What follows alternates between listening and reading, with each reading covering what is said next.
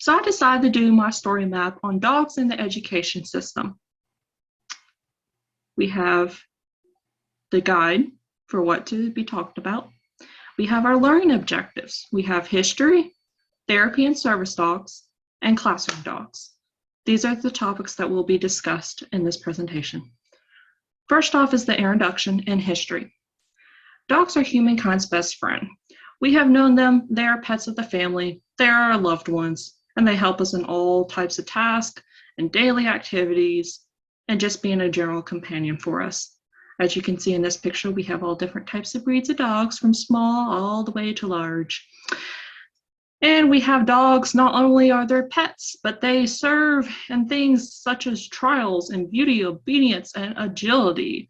And not only that, but they also serve in the workforce. Otherwise, they are known as working dogs, where they assist people in a multitude range of jobs, from search and rescue, the military, police, drug and bomb sniffing, service and therapy work, and even in our local schools. When thinking of a dog in a school setting, you first think, oh, someone brought their pet to school. Someone brought their dog, hid it in their backpack, and brought it to school with them. Though mostly that's not the case, even though it does seem like a fun thing to do in elementary. Most of the time, that's not it.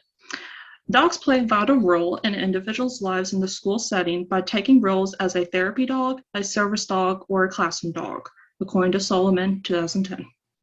This article that Solomon wrote not only mentions how specifically trained dogs are used to assist those with autism, which is a mental health disorder, but it's only one in a million of uses that these dogs are trained for in these schools. Therapy and service dogs. You can see here you have a German Shepherd, so German Shepherd therapy dog. What are therapy and service dogs? Therapy and service dogs are important in helping those individuals that need the extra support in their daily lives. Therapy dogs are specific for therapeutic healing, and you find them in schools, psychological facilities, hospitals, nursing homes, basically anywhere where you need an extra comfort and stuff, or just maybe they're visiting and some people like dogs and they want to say hi kind of thing. It's for emotional well-being. On the contrary, service dogs are specific to an individual and are specifically trained with tasks to help that individual's disability, either through mitigating the disability, which means lessening the effect of it, or they are there to completely remove the disability, which in some cases does happen. These working dogs have their own assistance and protections against them, and we will be talking about that in the coming slides. First off, therapy dogs. Therapy dogs, as I said earlier, are used in communities such as retirement homes, hospitals, and schools. They're a way of comfort to de-stress people, mainly in groups, but they're not specifically trained for an individual.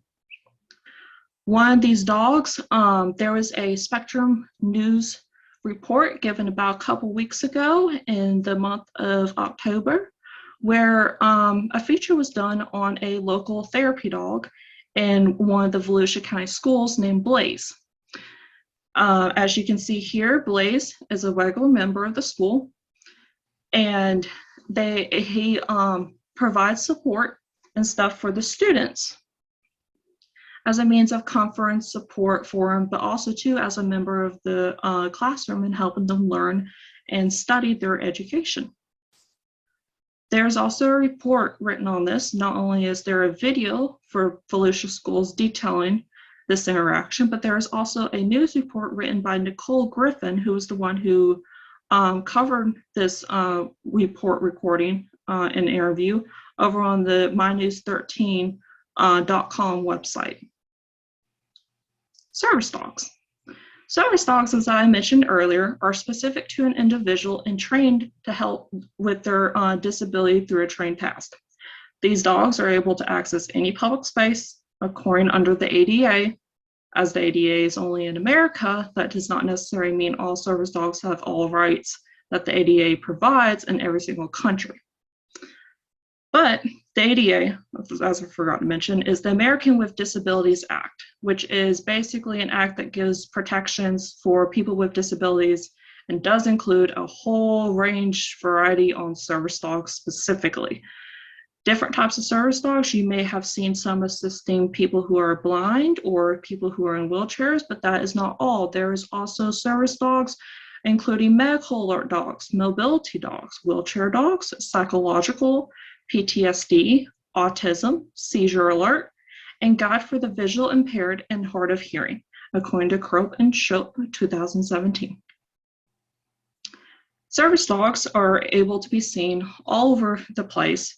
You'd be out in the store, you'd be out walking in the city, you can be in a movie theater, on a bus, but also too, they are seen in schools, assisting students and teachers and staffs with disabilities in their daily lives.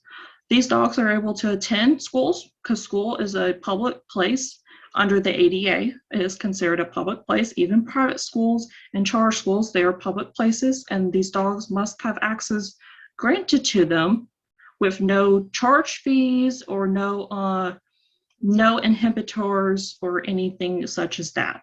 In this picture, we can see here how there's a group of people gathered and talking to a board of directors about the rights and accessibility of service dogs and their handlers within a certain area of the community. More than likely, I am thinking it's probably a school or an office situation or stuff. But you see these individuals here, you got two service dogs right here, be very well behaved. But they're sitting here talking and discussing about the rights of service dogs in their community. All right, let's move on. Classroom dogs and their roles.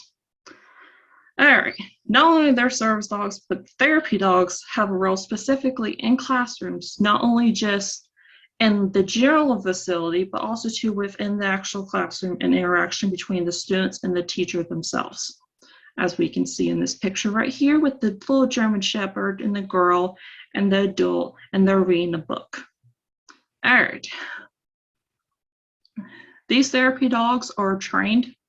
They got to be trained. They usually have to pass the examination, a public access examination, to show that they are trained, and they go through extra training to make sure that they are trained to do what they need to do emotionally, and also in means of comfort and connecting with many different types of people of all different varieties.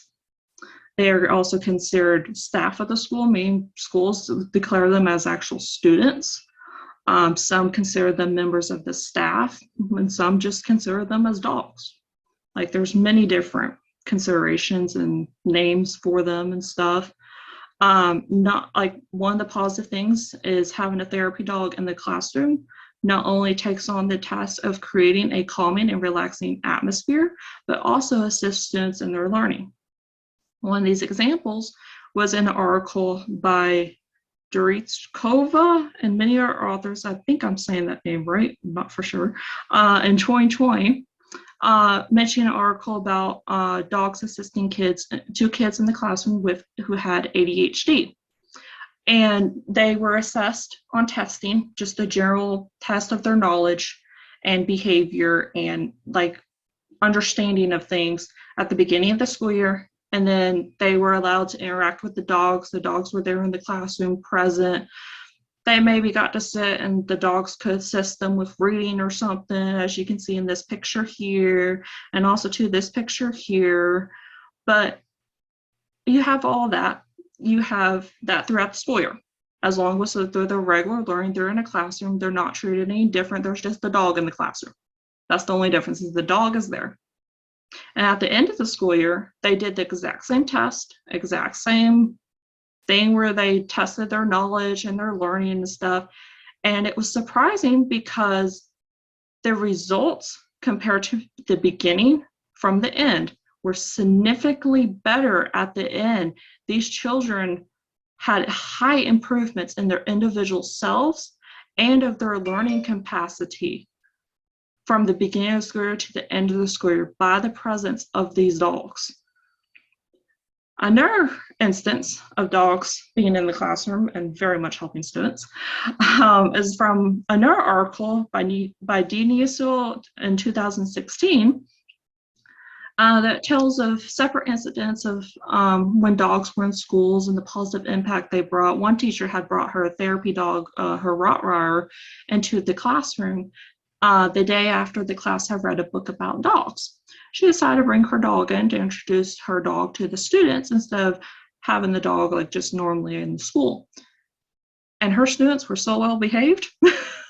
Like, I think like when a dog is in a classroom, you think students would go kind of hyper and crazy and be like, oh, I want to pet the doggy. But no, it was just the opposite. These kids were such well behaved. She even decided to have the dog be a positive reward system, part of her reward system, where students would earn good points for behavior in class. And they would be able to use those points to spend individual time one-on-one with the dog near the end of the day as a means to like calm down and de-stress and relax, or just to have just a personal time with the dog. Another instance that Dionisio in 2016 talked about was a classroom lab named Fenway Bark, who was part of a class of students that were reading. This dog basically was there, like you have, it's basically there just to listen to students. A lot of students get very nervous, especially young kids, about reading out loud and stuff. And instead of having an adult be solely the individual there, the students had a dog that they could read to, and which actually helped grow their confidence a lot in reading out loud, because the dog had no criticism, no positivity. All it was is the dog was just happy to be there. And the kids saw that the dog was happy, and they're like, oh, I'm doing good. So their confidence increased greatly and made them more eager to read and better readers in the overall long run. Overall, in conclusion, dogs have been a huge part in the lives of humans, both individually and within the school systems. From therapy dogs to service dogs and even classroom dogs, each of these working members of society make an impact daily on the education community in a positive way, all with the purpose for making education possible and accessible for everyone that is a part of the school systems. And here are my references, reference page. All right. In the video from before, if we click back to here, go down, this video from here is linked into the StoryMap if any of y'all would like to watch this. If you can't access it from in there, there is also a link to the video right here. So y'all can go and watch the video report that Nicole Griffin did. And then here is the written report that you can go and view what she wrote after that if y'all want more information about Blaze. And I would like to thank everyone for sitting out and listening to my little put together report on dogs in the education system. Thank you.